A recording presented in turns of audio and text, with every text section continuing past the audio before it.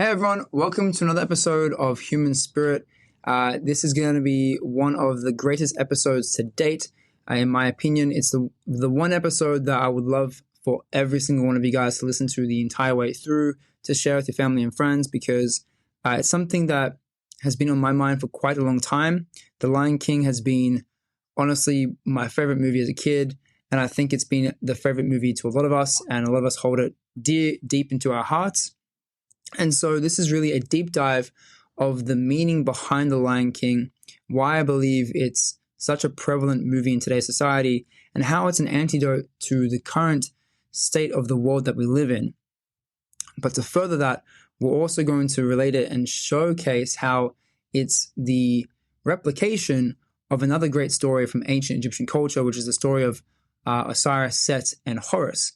And so let's kick off today by summarizing what it's all about. And so I can give you a bit of a roadmap to today's episode, because it's been such a hard episode for me to actually record because there's so much in it. And I'm really trying to put this in a very simplified way for you to take home and to embody some of this knowledge as well. So the first thing we're going to do is, one, we're going to cover the state of the world that we currently live in. We're going to be talking about how we live in a world that is ruled by the wounded masculine or the wounded king.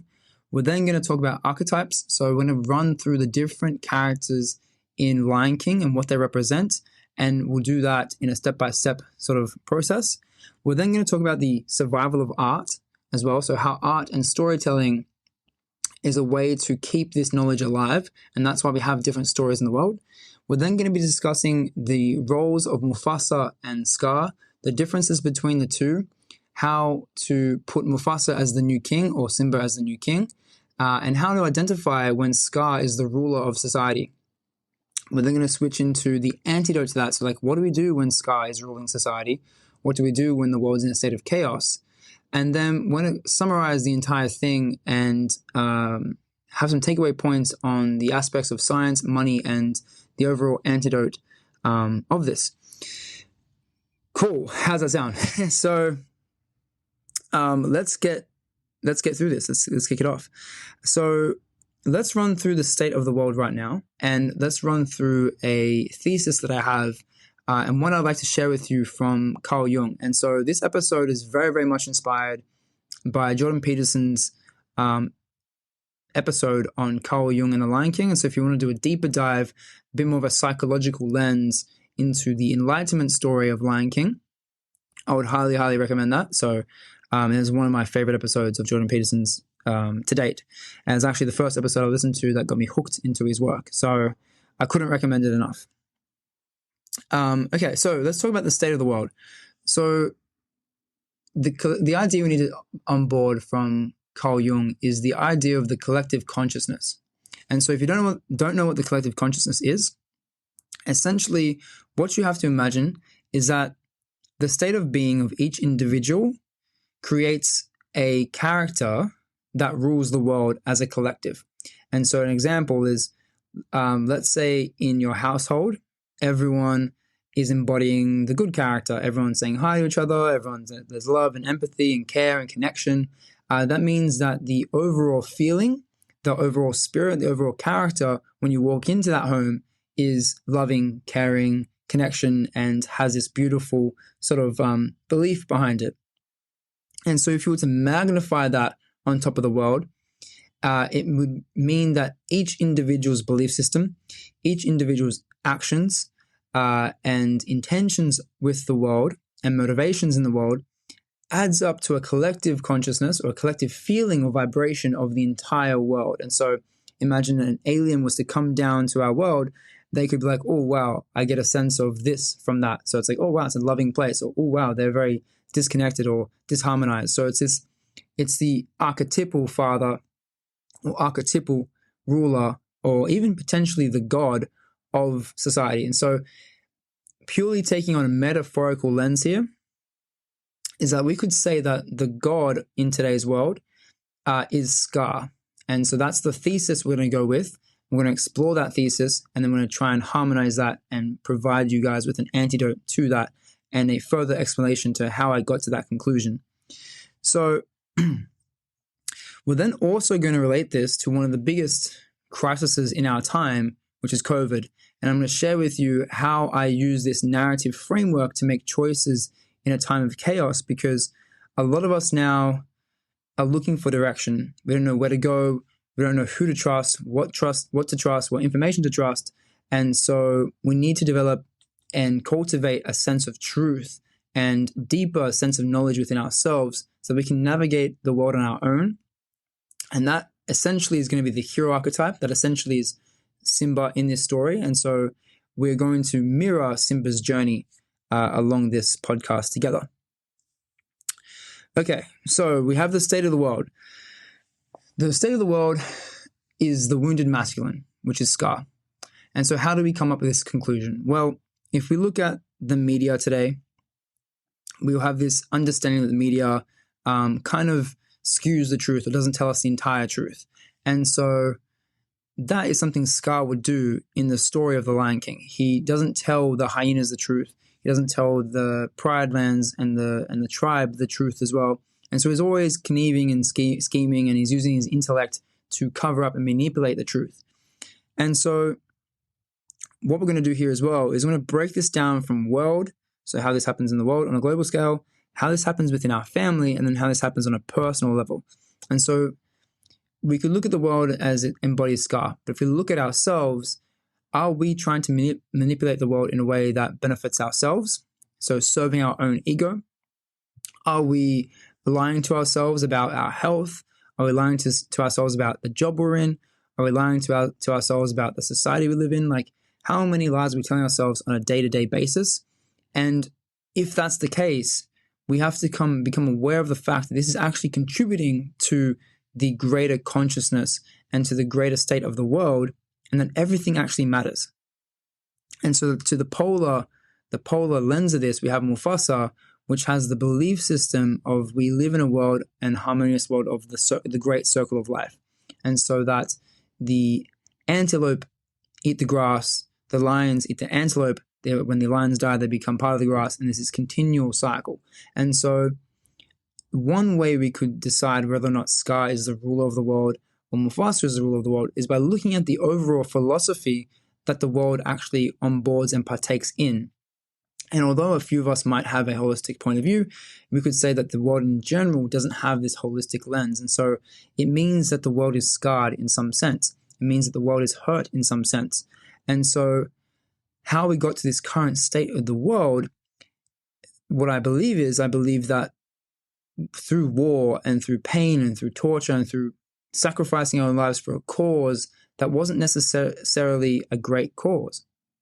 And so since the beginning of time, we've been in a state of war for hundreds of thousands of years, if not the entire history of mankind. And so if we look at the word history, it is his story. It is the story of the Father.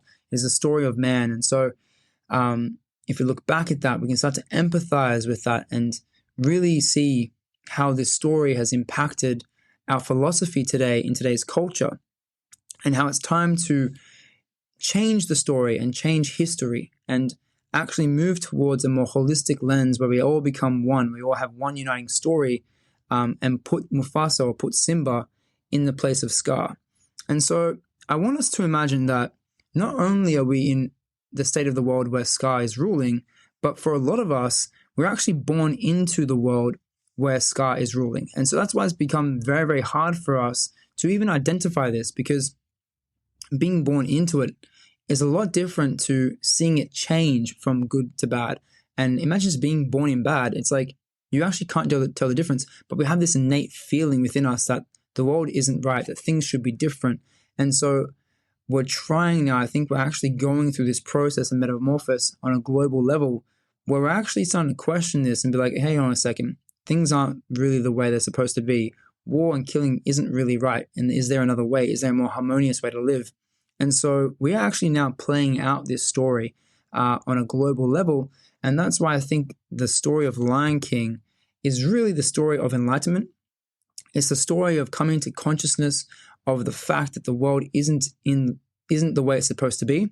And we are having to now remember and put the pieces back together, put ourselves back together to heal ourselves, to remove our scars and become the rightful king to the throne, as Simba would in his journey through Lion King.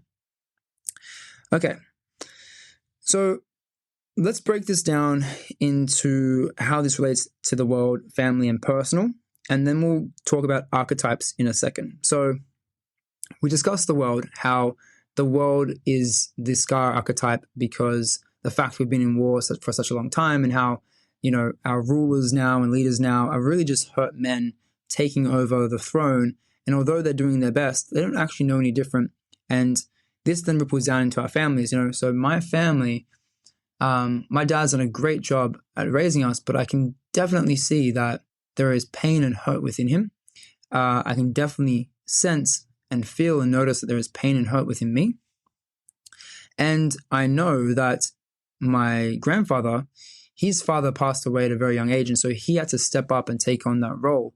But he's a wounded man, a wounded father figure, and he had to take that place. And, I'm sure there's feelings of resentment, shame, fear, guilt, bitterness to the world, because a lot of us in our families would have been questioning, like, why is my father going off to war?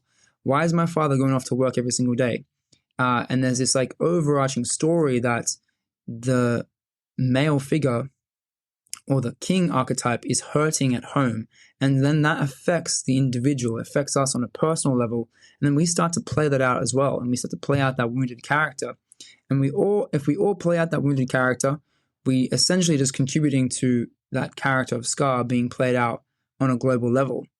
And so we really need to articulate this more and share our emotions more, because I think what's beautiful about the world that I live in is that, I live in Australia, and a lot of us in first world countries aren't experiencing war face to face, on an actual physical level. We hear about it, but we're not actually there experiencing it.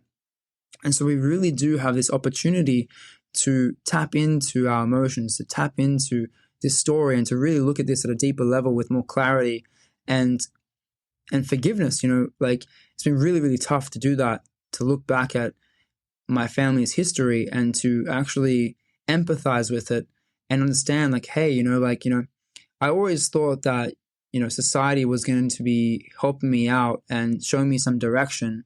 I always thought, like, my father would be like, okay, this is the school you go to for this. If you want to become this, here are the steps. This is how the world works. And then, then you have media. It's like, this is what you should value. This is what you should do. And so the voice from above, I started to realize, isn't necessarily the good king. I started to realize that it's actually Scar's voice.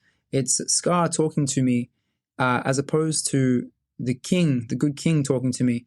And when I became aware of that, I started to think, like, wow, okay, there's no other choice for me but to embody the hero archetype, to embody the hero character within myself, and make choices that feel right to me and feel that honor my truth. Because I noticed that when I would do things that were against my truth, that I would feel weaker, like literally weaker within my body, but also I would feel resentful and bitter in the future about the decisions I made in the past. I felt like, I can't believe I didn't know this. I can't believe I made this choice. I thought I was making the right choice when I wasn't making the right choice because XYZ told me so. And so it took a while to be like, damn, okay, like we've been in this cycle for a very long time. And so we can't necessarily blame our past. We can only understand the past. And as Rafiki would say, the past can hurt, but it still exists, right? And we can learn from it. And so there was a lot of beautiful like meaning within the Lion King through the script and through the characters themselves. And so I really want to highlight this in today's episode and pass on that knowledge to you so that you can make better choices for yourself and also come to a place of harmony and understanding with the world where you have this beautiful philosophy that we are part of the great circle of life. Okay, so let's continue we've gone to world, personal, and family. So now we'll move into the actual archetypes and other characters and what they represent in Lion King. And so clearly we'll start from the top. So we have Mufasa, who is the good king, who is structure, order, who's harmony, his peace throughout the kingdom, his safety, protection, he's all those things, right? He also, he is very like demanding and has a sense of honor and can be tough as well, right? But he's this like he's also this beautiful, emotional man as well. So he's very well put together. You could say he's, in a religious context, right, he represents the holy man. So he is somewhat of what the priest would represent, so the holy father. And so when we say the word holy father, it just means someone who embodies, has a holistic point of view on the world and embodies that within themselves. And so that's what Mufasa represents. But on the negative side of that, so there's always that same character. There's a positive and negative aspect to that character. And so Scar represents, that's why Scar's his brother, and he would be the opposite of what Mufasa represents. And so Scar represents, one, the wounded masculine, as we spoke about, but he's also the intellect. He's also the ego, so he serves the ego as opposed to serves the whole. And that's another way we can determine where we are in the world is, does the world serve itself, or does the world serve the world? And that means, does the person in charge serve themselves, or do they serve the world? And I think it's quite evident in today's society what we value. And what we value is money, which would be a self-serving sort of way, as opposed to distributing it to the whole. So he also represents the unconscious mind. And so it can be parts of ourselves that we are unaware of. It's parts of society that it is unaware of. And so it's not about judging that and killing that. It's about understanding, accepting, and alchemizing that and bringing it back into harmony. We then have Rafiki. We'll talk about Rafiki, which we just spoke about how Rafiki is spirit. And so what we could say is, we could look at Mufasa's relationship to Rafiki, which is very close. They have this beautiful relationship, meaning that yourself on a personal level has a relationship to the unknown, the divine, the spiritual, right? Do you have that within you? Is one question you could ask yourself to decide whether or not you are acting out as Scar or as Mufasa or Simba. So Mufasa and Simba will put those two together because they're essentially the same eventually. Then in your family, is there a belief system within your family that, it doesn't mean that you have to have a strict religion in place. It just means, do you guys have a philosophy behind the unknown? Is there a healthy relationship to the unknown? Because that is what spirit could be in some sense. It comes from a world that we are not a part of. And then we look at the world. Does the world have this relationship to spirit? And I would say the answer to that is no. And so, although we have these different religions, it's not very harmonious. A lot of people are atheists, agnostic. Although they might be Catholic, they don't really believe that they're Catholic or act in a way that they're Catholic. That's an example that would be myself, right? I'd say I am, or at least I would say to some people that I am, and others I just probably say I'm more spiritual. And what I truly believe in is actually the metaphors of story, which I'm going to share with you guys throughout my episodes, so you guys will get a bit more of a perspective of what I really, really believe in. And then we have Zazu, and Zazu is the messenger. He's the communicator. He's the voice of society. And so we can see how Mufasa's relationship is with Zazu, how they have a great relationship. Zazu's flying over the Pride Lands. He's flying over everything and giving him information. He's giving him that daily report of this is what's happening, blah, blah, blah, right? So there's that beautiful relationship that Mufasa and Zazu cultivate. And on the flip side of that, we have Scar. And you can say, okay, what's the relationship that Scar has with Zazu? And in the very beginning, Zazu and Scar do talk a bit. And so we're going to talk about this a little later on in terms of how Scar uses intellect to infiltrate and throw over Mufasa, or the good side. And then in the end, Zazu's actually locked up as well. So we'll discuss that a little bit later in a bit more depth, because I like to really go through what that means. And then we have Nala. And so Nala represents the feminine. She represents the huntress. And she's the character that ultimately sparks the hope again in Simba. Okay, so there are all the characters we go through. And then I want to journey a bit into Egyptian mythology too, and show you how this story is kind of the same. And then my thesis on that. And so if we look at, we're just going to take away three characters, I and Simba, who's the hero archetype. Okay, so Mufasa will represent Osiris, who is the good king, or the sun god as well. We have Set, who would be Scar. And then we have Simba, who is Horus. And in the story of ancient Egyptian mythology, Set overthrows the throne and cuts his brother up into a bunch of pieces and then tosses him away down in the underworld.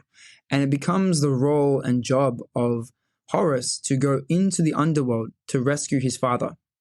And this is a very common theme in a lot of myth, and Jordan Peterson talks about this a lot as well in Pinocchio, in a lot of other stories.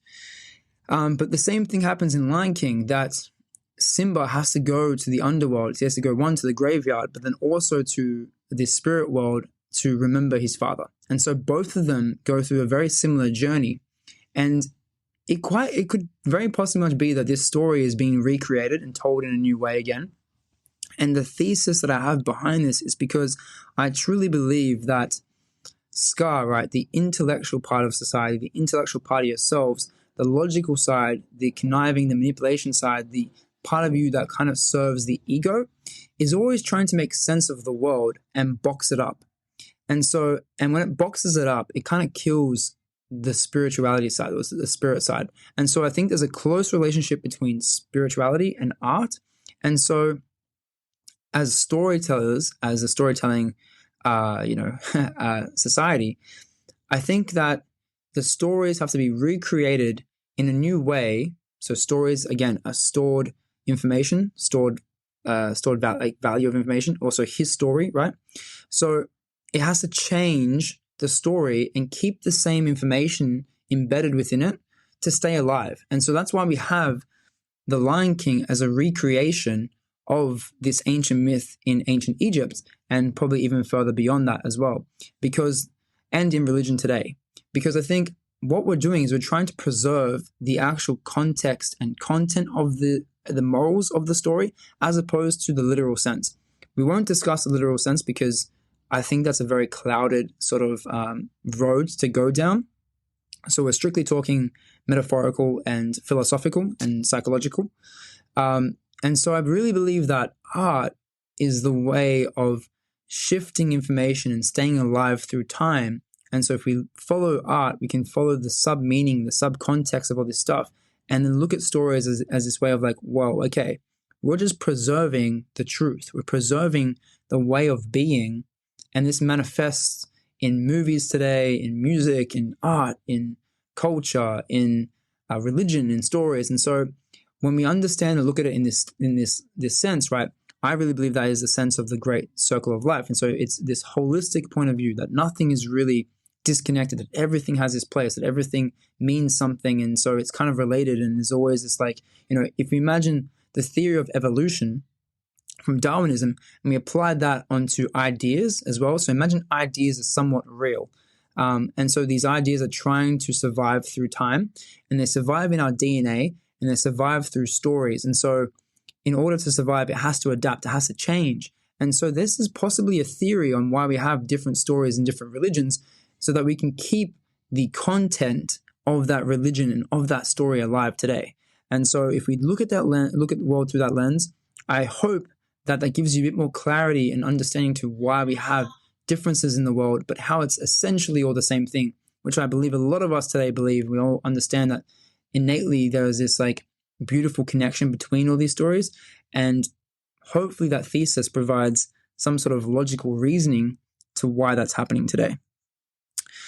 Okay, beautiful. So I want to now discuss Mufasa versus Scar.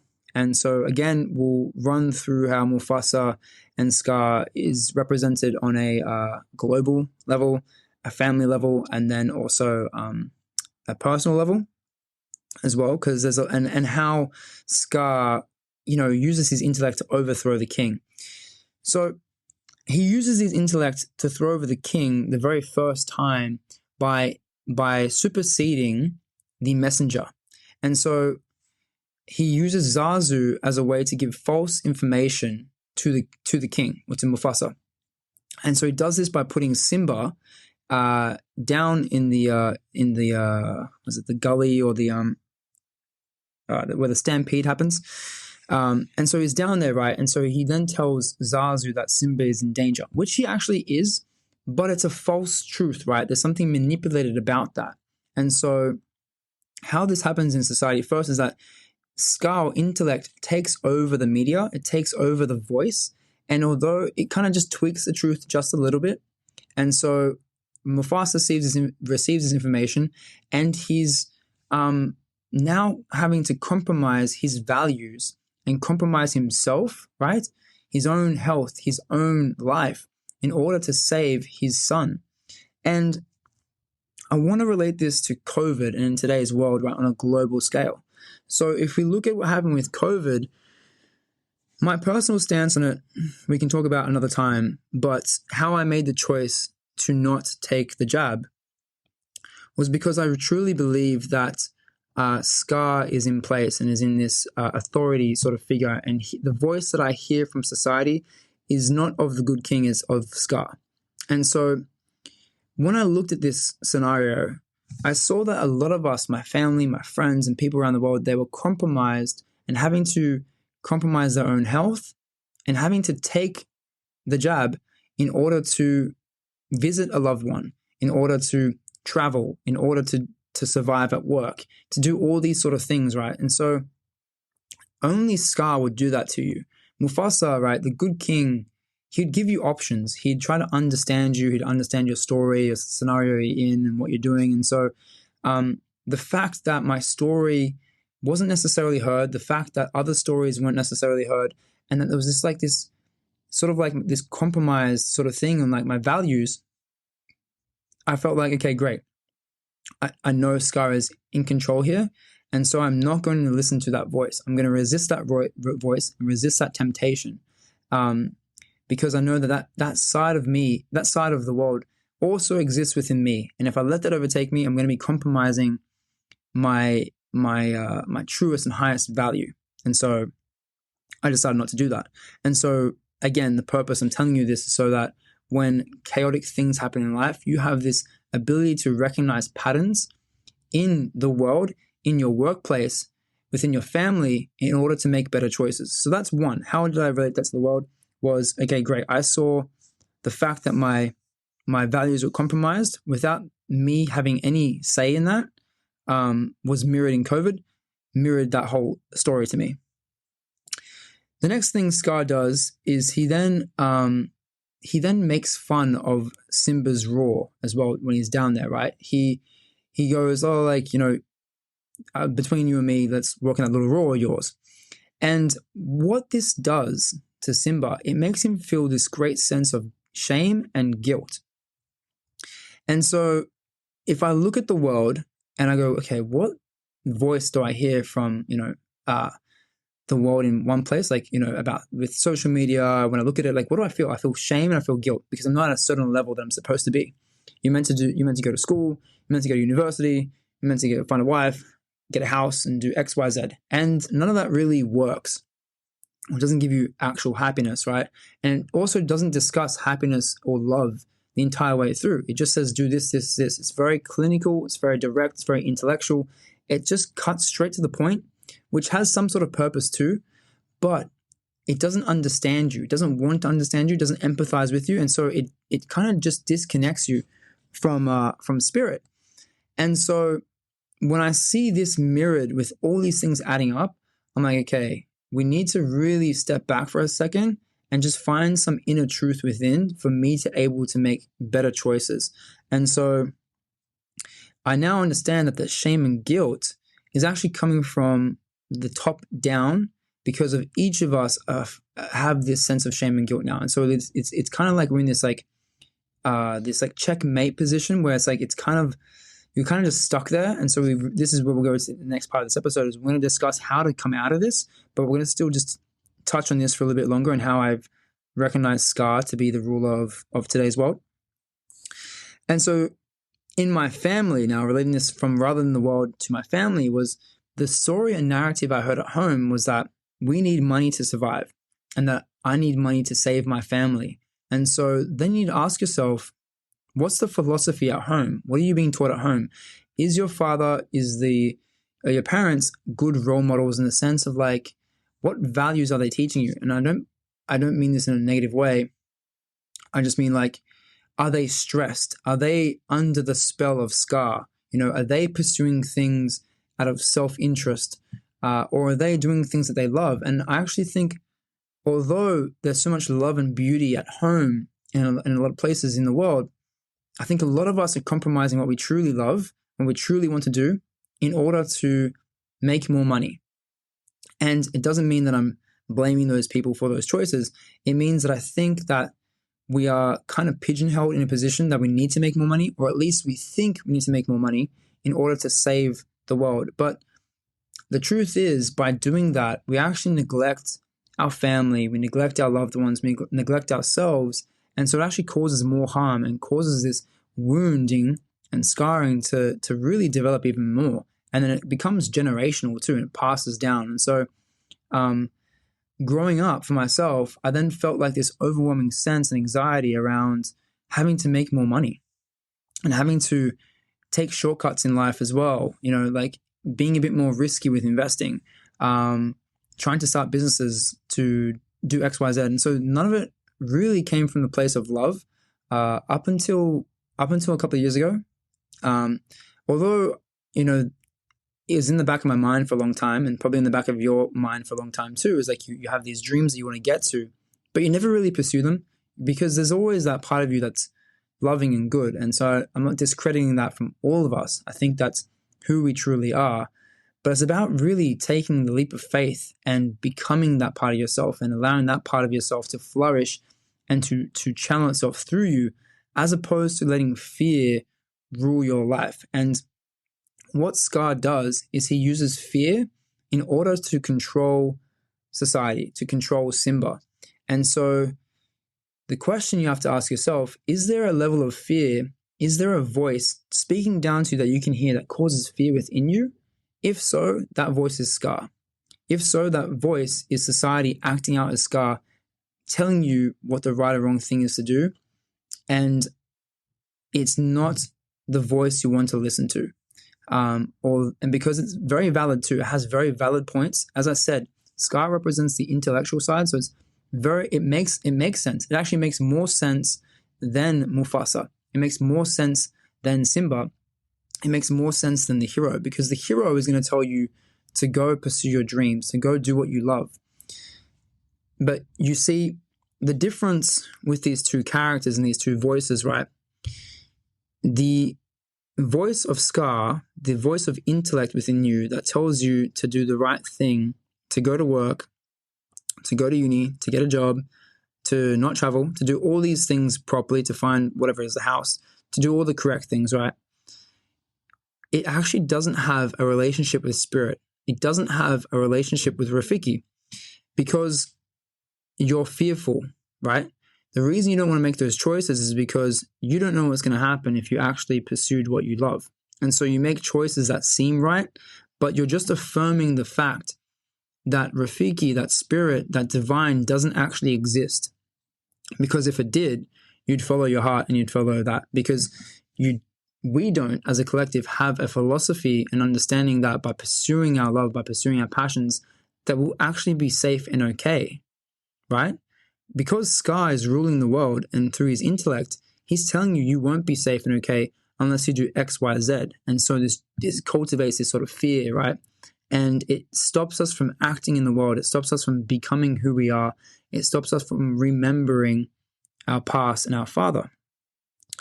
And so that's really a choice that we need to make on an individual level.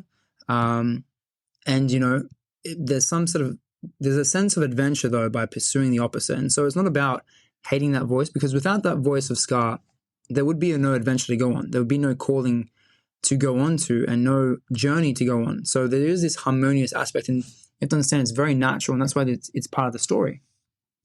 But you need to understand what part of the story you're in, what character are you in the story, what character do you want to become, and who do you want to be. And that's essentially what this is all about. Okay, so moving on to Zazu, back onto Zazu and the relationship that Scar has with him, and how I believe this also mirrors in today's world on a global level too, and then also in a family and individual. So Scar's relationship to Zazu, as we said, he takes him in the beginning and kind of manipulates his stuff and gives him false words to give to Mufasa. But very later on, when Scar actually becomes king, Zazu is locked up in a cage of bones. And so what that means is that the voice of society, the voice within your home, the voice within yourself has and is censored, right? Has no voice, has no ability. And so if you look at the world today and go, okay, great. Is the voice being manipulated? Yes. Is the voice being censored? Is there this aspect of freedom of speech? Can I speak freely, or is that going to be censored too? And if the answer is that it's censored, if the answer is that the truth isn't, the information you're getting from the news isn't necessarily truth, that there is this, the voice that you hear isn't necessarily from above, isn't necessarily what you agree with, it's a pretty good indicator that we are living in the ruling of Scar as well. And so these are all, again, these are lists of ways that we could identify what state of the world we are in and how we're being ruled by the wounded masculine. Finally, Scar also lies, has no family really and no friends. And so you see at the very end of the movie when Scar actually gets overthrown by the hyenas because he lies about the relationship that they have and his involvement with that, and says it was the hyena's idea, where it was all his own idea, right? So it's, within ourselves, it's the part of ourselves that lies to ourselves about our actual intentions and motivations in the world. And so a really helpful tool to ask yourself is, am I acting out my truth? Am I lying? And if so, like how big, how little? I think it does matter. I think every little lie does matter. It doesn't mean you need to go and critique your entire life and get to a point where you're telling the truth entirely all day long. But there are going to be parts of your life that are quite big, like what you're doing for work. Is it truly who you are? The relationship that you're in, is it really the person you want to be with? Do you love yourself? Do you truly have a good relationship with yourself? Do you believe in something greater than you and do you want to believe in something greater than you? Do you know that that's better for you? Do you know that there is more love out there? Do you know that there's a job that you should be doing? All these things. And maybe you don't have the answer for that. That's okay. I still think, again, there is beauty within the structures of Scar and intellect, because that can provide you some sort of foundation until you figure these things out. But are you on the path to discovering and understanding what those things are? Yes or no? And be honest with yourself about that. And then do you have a philosophy that also replicates the philosophy of the great circle of life? Is everything connected to you?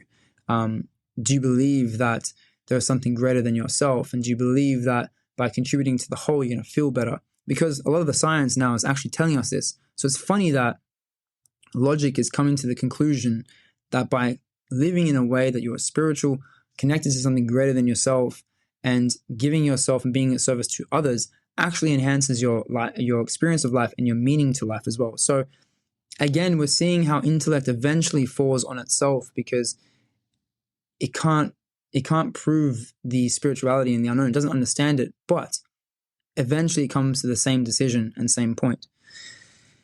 Great. So what do we do about this? So if you're sitting there being like, okay, great, I understand that we are being ruled by Scar. I understand that there is a wounded part of myself. I understand that my parents are wounded, that society is wounded. And so what do I do about it? Because that can be quite defeating. And I'm not going to lie, I feel I definitely wrestle with this a lot myself. And so Simba represents the hero archetype. And the hero archetype is the individual. It is you. And so Simba also wrestles with this part of himself for a very long time, right? He's in the rainforest or, for a very long amount of years. At least his teenage years and adolescent years until he's an adult. And so this could be very much the case for a lot of us too, is like, we are quite naive when we enter the world. We have this beautiful outlook on the world where we have this like immense amount of trust. We want to do great things. We have these dreams and aspirations. And then we kind of get this sense of like, oh, that's life, or that's just like, that's the way it's supposed to be. And, everyone sucks and people are out for themselves and everything's about money, because all those things are true because we're living in the time of Scar. We're living in a time where those things are the values of society. But we can't let that defeat us. We can't let that destroy our spirit. And so Simba's journey is about discovering his spirit again. It's about discovering and remembering the fathers. And so this is foreshadowed very beautifully in the beginning of Lion King, where Simba, he goes to his dad and he goes, "Oh, Dad, like, you'll always be there for me, right? We're buddies, right?" And then Mufasa understands that there's going to be a time that his time will be over, and that the great kings of the past live in the sky. They live above us, and and so he imparts this knowledge on Simba, and eventually Mufasa passes away. Simba feels like it's his fault, and he feels this shame and guilt, and he then runs away from his responsibility. And so for a lot of us, that shame and guilt comes from, our fathers and role models, and parents, mums, not necessarily being for us in the way that we wanted them to be there for us. And so we have to kind of metaphorically kill that desire within ourselves and become the parents for ourselves, or they quite literally pass, or society kind of takes on that role too. And so we kind of give up a little bit and think like, well, this is all kind of pointless and helpless. And rightly so. I definitely struggled with that because, as I mentioned, I always thought like, I wanted to do sport as a kid, like play sport on an athletic level. And, I didn't know where to go for that. So I always thought, maybe my parents would say, hey, like, this is a school based around sport and athletics, or, here's one of the teachers at school and it's a sport teacher. And it's like, you should go to this school, go play in this sport team. And then also, a lot of the reasons I didn't partake in a lot of sport was because it cost a lot of money. So I wouldn't necessarily do that then. I thought maybe I'll pursue it later and X, Y, Z. And so in time, there became this like resentfulness and bitterness around the lack of direction that I got from society. And Mufasa would represent society here, okay? So, and for a lot of us, that's true too. Like, what job? Like, I didn't even know what jobs existed. And you find about all these jobs that exist later on in life. Going to uni, I don't know what I want to do at uni. So I'll just do something like, I'll just do sports science. I'll do sports science, which is what I did because I was good at sport. But it wasn't very logical. Like, there's a lack of, lack of understanding from our elders to understand who we truly are, what our gifts truly are, beyond simply just doing and making money for the right reason to provide for our family, kids, buy a house, X, Y, Z. Like that, the logic part is all there, but the reason why, like, what are we doing? What are we living for? That kind of never really was spoken about throughout my childhood. And so I guess that's why I became really fascinated with that, because I had that question lurking in the back of my head. And I guess maybe the lack of religion that I had, or lack of certain structures, I guess the beauty with that was I didn't have an answer. And so it forced me to kind of go on this quest to find the answer for that. And I think Simba's journey mirrors this for a lot of us out there that don't know what we want to do, don't know where we want to go. And so we shy away from our responsibilities and contribution to the world, and we just do what we got to do to get by. Or we just partake in the opposite, which is the opposite philosophy of Scar as well. Well, it's another philosophy of Scar, which is somewhat mirrored with Timon and Pumbaa, which is the philosophy of Hakuna Matata, so no worries. And so by partaking in that philosophy, like no worries, it kind of discounts what he learned from his father, right? So Simba no longer believes in the circle of life philosophy that everything is meaningful and connected, and that that if you can't change your past, you just don't worry about your past. That kind of changes his attitude to the world. And so for a lot of us, we enter this phase that we go into Hakuna Matata mode. YOLO was a massive thing. You only live once. And again, like, do you believe you only live once? Do you believe that your actions don't really matter? Do you believe you're on a rock that's in this, like, just traveling through space that has no meaning or purpose at all? And did you always believe that? Or did you believe in something greater as a kid and you then lost that? And so it really is a story of enlightenment and how to find the light again. And enlightenment would represent being conscious, to actually seeing the world as a whole and shining the light and traveling through the graveyard and traveling through that the unknown sort of world. And so we then continue with Simba's journey. He takes on this philosophy that kind of gives him some peace and inner peace for a little while, right? But he's kind of dismissive of the truth. And so for myself, I guess that was also true because for a long time in my teens and 20s, there was kind of this attitude that, like no worries sort of thing. Like I just said yes to everything, yes to a bunch of experiences. I was drinking at the time. I was just doing things for the YOLO mentality, although I never said it, thank God. There's this just helplessness sort of thing. And so it's fun too. And you see that Timon and Pumbaa have a lot of fun with this way of being because it doesn't mean they're partaking in evil, right? They're actually just standing by doing nothing. And that's what Simba does as well, and what Nala makes him aware of. And so by doing nothing, I guess there is this part of it. It's like you're not really contributing to the harm and harm of the world, but you're also not doing anything to make it better. And so I think a lot of us are stuck in that place. And it's a shame because it is a fun place to be in, but eventually we do kind of have to grow up and we have to kind of take responsibility because it slowly fades. The no worries mentality, I think, only lasts a short while and it's fun for a little while, but then it slowly becomes another story, which is Peter Pan. And Peter Pan is a boy that never grows up, right? And so, and to Pan means everything. He wants to be everything. A lot of us just never become anything because we have all these dreams and stuff, and it becomes trapped. It's like this potential that never actually manifests. And so that no worries mentality, although fun, you get this sense of guilt and shame because you know that you should be doing something more with your life. And so, again, it's somewhat of that scar mentality too. It's kind of creeping in and speaking to you, being like, you should do something. And I think that kind of eventually catches up, and then we feel kind of resentful and bitter for the way the world has turned out and for the way our lives has turned out. And so we have to be careful of that. So although you might not have this like resentful mentality in the beginning where you hate the world and XYZ and you're trying to find this purpose, by not partaking in it and partaking in the story, you eventually get lost and you get stuck in Neverland, which is the other metaphor from Peter Pan. And also another reference to Jordan Peterson's work. And so Simba then Nala goes out on this quest, and she finds Simba. And so it means that for a lot of us, the divine feminine can spark that inspiration again. It can spark that hope again. It also makes us aware of what's happening. And so Nala and the feminine is represented with creation and destruction, or creativity and chaos at the same time.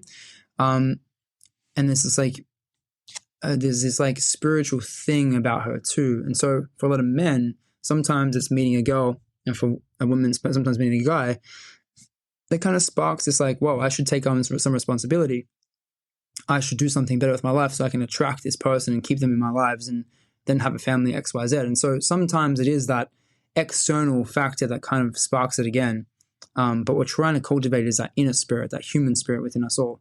But notice that this is sometimes a sign or a calling for you to take that on. And so we have to be careful as well as be careful of giving our spirit and the purpose of our spirit away to others. And so, yes, although someone comes into your life and you might want to become better, you're doing it for yourself and you are the person actually embodying that because you want that. It's your desire. It's your spirit, right? So you want to maintain that. You don't want to give that away and be like, oh, you're the reason I've changed in XYZ, because that's also not going to be beneficial long term. And so it's really about cultivating within yourself. And so I just want to make that note quite firm and strong here too. And so with COVID, the way I saw this was COVID is also an opportunity. It's also chaos, right? And so it's an opportunity for us to actually come back to ourselves. And so we saw this happen when our previous framework of the world got destroyed by COVID. You know, we now working from home, we're connecting with loved ones more, and we're realizing like, you know, wow, life is, it's too short to just live in a certain way, and that we're actually, everything is connected, and we're very much now connected on a holistic level too because of COVID, because we all had a shared experience of some sort of chaos, and we can all relate to that now. And so there is this, like, with chaos and destruction, there's this new creation and opportunity to create something better in the world. And so that's why the feminine aspect of energy relates to chaos. The other reason why it's feminine is because females give birth and carry children. And so it's about that creation and destruction. And so they have to give up a part of themselves in order to give birth to the child. And so that's why there's this metaphorical image with the feminine being chaotic and creative. And so when I looked at this, I saw, wow, okay, this is really an opportunity for us to step up and to change our ways and to recreate the world. And my hypothesis with this is actually the switch from centralization, which is the past way, right? This which is what SCAR is, to hold everything in, to control everything, to decentralization, which is the freedom and sharing of knowledge and sharing of that. So again, another way of how I look at the world and use this philosophy to make choices on what's going to happen in the future and predict the future, because it's part of that story. It's natural for the part of that story to eventually heal itself and come to awareness of itself. Okay, so then after Nala comes in, Simba then goes and meets with Rafiki, which is spirit. And so what he learns from Rafiki is that his father still lives within him. And so that bitterness and resentfulness that he carried on, remember from the beginning when Mufasa told him, "I'll always be with you," sort of thing, and he's up there in the stars. He's like, you said you'd always be there for me, and you're not. And he's disappointed by this because he's had that lack of guidance, right? And because Simba, for a very long time, failed to see that his father and this father archetype that I'm talking about actually exists within you. And although you might not find it in the world, although you might not find guidance out there, the spirit of God, the spirit of the Father, the spirit of Jesus, Simba, Buddha, all those people you can call upon, and they exist within you because, as I mentioned in the beginning, all this is in our DNA. All this knowledge is carried down through stories. And so the stories are really just the mapping of the human psyche, of the human psychology. And so it's talking about characters that exist within us on a fractal level in the world, in our family, and in ourselves. And we only really have control of ourselves. And so if we can recreate and change the story within us and understand how this story is happening within and become Simba, become those sort of hero characters, we can then change the world and create new order and a new world story. And so Simba then looks into the lake and he sees his father within his reflection, and he starts to understand that his father lives inside of him. And then he pops out in the clouds and they have this beautiful discussion where he's like, you've forgotten who you are, you've forgotten your place in the world, and you must remember who you are. And so to mirror this with the ancient Egyptian myth, Horus has to go down to the underworld and remember to literally put back the pieces of his father who's been cut up into multiple pieces. And then Horus then rises again and defeats his uncle, right? Defeats his uncle, which is intellect, and he gives one eye to his father. And that means that they recreate new order together. And so the way I look at this within myself is I can remember that spirit lives within me and tap into that human spirit and then rise again. And then in my family, I then impart and share that knowledge with my dad. It means I step up to become more of the role model at home and to take on the roles that I thought maybe weren't necessarily given at home. And there's going to be roles that I've not embodied myself because there are parts of myself that are still wounded and need healing. And it becomes the story of my son, my daughter, to then go through that process themselves to rescue me eventually and then create new order at home. And then on a fractal level with the world, it's the same thing. We all go do that inner work, and then it changes and alchemizes the entire world and puts Mufasa and Simba back in place and becomes the rightful heir. And so it's really about the story, the inner story of ourselves and our own psyche, and how we're wrestling with our intellect and wrestling with our love, and the Scar character and the Mufasa character that exists both within us. So Mufasa, to further exaggerate this point, is the hero, and Scar is the villain. And so if you divide yourself into two, into chaos and order, or to hero and villain, you as the individual have the power to go either way. And so we need to understand that every decision we make tilts sort of the scales to one side or to another side. And then as a whole, we become, doesn't mean you need to be completely good. It means that even 51% would sway it to meaning that Mufasa is in place. And it means that because he's in place, you then become more in tune with your values and you start to slowly build it up over time. It's not something that happens overnight. It's just by slowly making choices that lean one way as opposed to the other way. And the same thing's going to happen in the world. It's not going to happen overnight where the whole world's good again. It's a slow balance of people coming to consciousness, coming to enlightenment, and realizing and taking on that character one person at a time until there's enough people that actually believe in the circle of life philosophy that eventually that becomes the main philosophy. Again, only has to be the main philosophy. That could be 51%. And then eventually everyone starts to partake in that philosophy and takes it on. And then there'll become a time where that philosophy will die out again and the story will have to change again because intellect will throw it over. Because intellect exists in the unconscious mind of us, right? We aren't unaware of our patterns and behavior, and it's always trying to poke fun of us and throw us over. And that's really the story of light and dark. And so it becomes a dance. And so we have to understand, and where the remedy in all of this is like you start to understand that Scar has to exist. And he actually is us too. And he always exists because without Scar, the kingdom never regenerates. It becomes very stable and rigid. And so what I mean by that is even myself, although I might understand these things, eventually I'll become so stuck in my ways that this becomes the truth and only truth. And I become so fixated on this story that I then become oppressive in nature to others around me and potentially could do that. And so it means that society naturally goes through this process that although it's good, although its intent is good, eventually one day it's going to become too rigid that chaos and Scar has to overthrow it for it to become aware of itself again. And so you can understand potentially why there is evil, why there is bad things in the world, and how this dance happens between them. And so ultimately it kind of shows how Scar serves the kingdom in some sense, although it shouldn't be the ruler. It still has a place in the kingdom. Awesome. So let's have a quick look over here through my notes just before we wrap up. If there's anything else I'd like to share with you guys.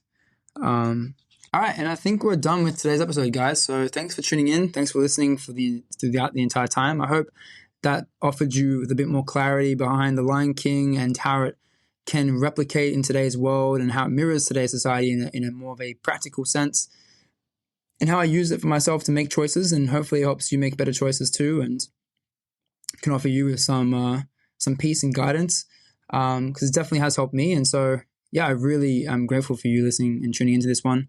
As I mentioned, it's probably one of the hardest ones for me to record and probably one of the most meaningful ones for me to record. And so if you have any more questions about this episode, please DM me on Instagram. It's Anthony Aaron C. You can find me on there or on Facebook, because I love to do a bit more of a deeper dive with this. And if you're looking for more coaching advice too, and just simply wanted to learn more about this stuff, that I would love to just share more knowledge with it. And if you had any questions, I can maybe cover them in some other episodes. So yeah, super grateful for this, and thanks for tuning in again, and I'll see you in the next one. Awesome. Thanks, guys. Hey everyone, thanks for listening to today's episode and for tuning into my podcast. From the bottom of my heart, your support truly means the world to me. If you enjoyed today's episode, if it sparked a new idea, connected you to the world, or simply gave you a greater sense of happiness, I have a small favor to ask. It would absolutely make my day if you could share this podcast with someone you care about, whether it's a friend, a family member, or a colleague. Simply send them a quick text with a link to the episode.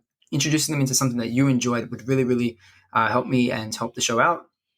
So once again, thank you for your continued support and for being part of this journey with me. Until next time, take care and keep spreading those good vibes. And I'll see you in the next episode.